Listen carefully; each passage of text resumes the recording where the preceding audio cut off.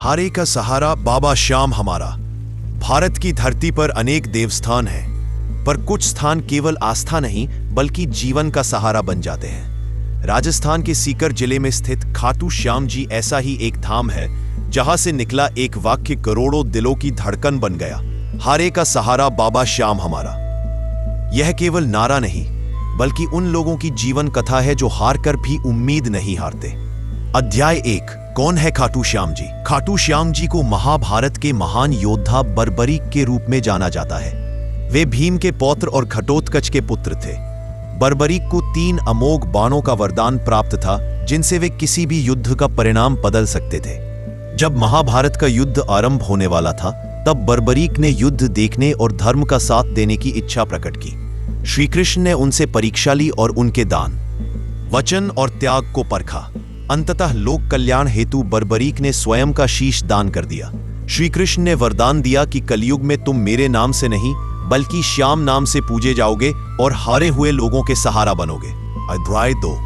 हारे का सहारा। इस वाक्य का गहरा अर्थ, हारा केवल युद्ध में पराजित व्यक्ति नहीं होता बल्कि वह भी हारा होता है जो व्यापार में असफल हो, जो कर्ज में डूबा हो, जो बीमारी से जूझ रहा हो, जो जीवन से निराश हो।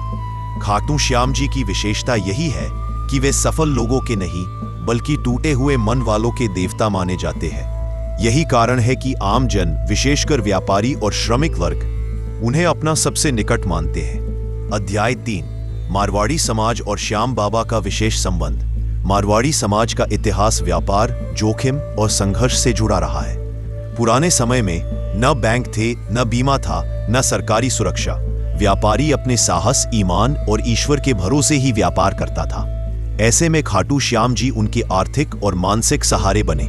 मारवाड़ी समाज में मान्यता है कि व्यापार शुरू करने से पहले श्याम बाबा को याद करो।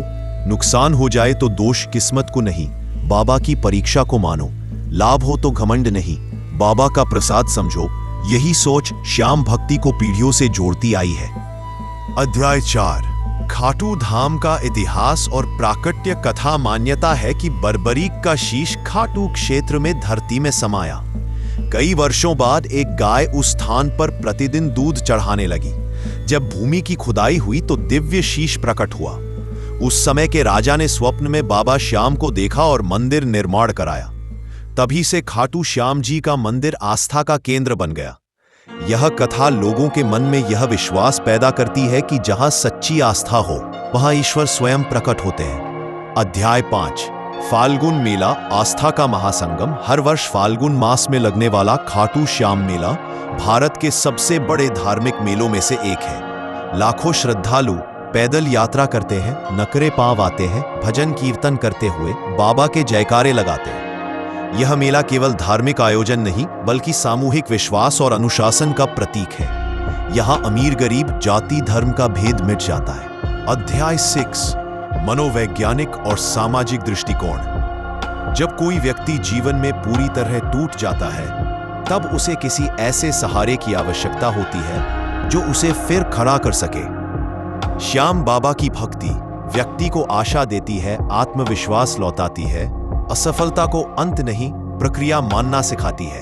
इस दृष्टि से खाटू श्याम जी केवल धार्मिक नहीं बल्कि मनोवैज्ञानिक संबल भी है।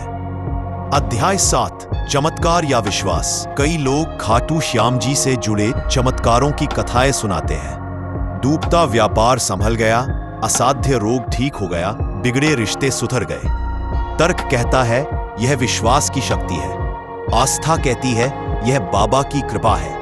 सच शायद दोनों के बीच कहीं है। अध्याय 8। आधुनिक युग में श्याम भक्ति। आज सोशल मीडिया, यूट्यूब और भजन चैनलों के माध्यम से श्याम भक्ति देश विदेश तक पहुंच चुकी है। हारे का सहारा आज एक ट्रेंड नहीं, एक भावना है, एक मानसिक ताकत है। निष्कर्ष क्यों कहलाते हैं हारे का सहारा? क्योंकि बाबा श्याम हारने पर डांटते नहीं, टूटने पर छोड़ते नहीं, गिरने पर उठाते हैं।